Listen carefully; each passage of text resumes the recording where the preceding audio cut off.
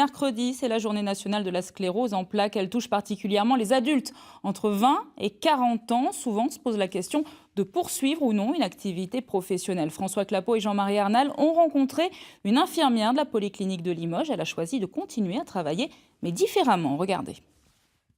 Bonjour mesdames et monsieur.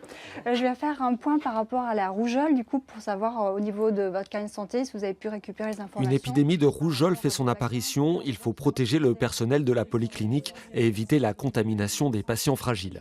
C'est le travail de Laure Bonnefond au service des risques professionnels. Auparavant, elle était infirmière aux urgences et en ophtalmologie. La sclérose en plaques l'a obligée à changer de voie.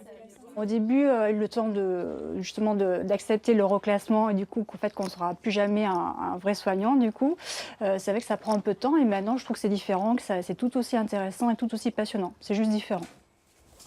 Douleur, fourmillement et une grande fatigue, invisible mais omniprésente. Sa maladie a été diagnostiquée il y a 4 ans. C'était un AES avec un bistouri de chirurgien ou bistouri ou aiguille. Après un long arrêt maladie, Laure a été reconnue travailleuse handicapée. Elle a dû se former à nouveau. Un parcours de reconversion exigeant, mais cela valait la peine.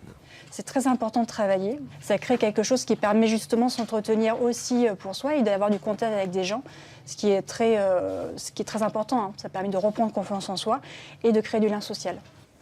Laure Bonnefond n'est pas un cas unique. La sclérose en plaques frappe majoritairement des adultes entre 20 et 40 ans, à l'âge de tous les projets. Heureusement, la recherche avance et de nouveaux traitements apparaissent depuis 10 ans. On va avoir une approche ciblée de la maladie avec un traitement de première ligne dans les premières années ou en tout cas en début de maladie et des traitements un petit peu plus forts entre guillemets et plus puissants, plus efficaces qu'on va pouvoir déclencher beaucoup plus tôt qu'avant et des traitements qui permettent souvent de stopper l'évolution de la maladie.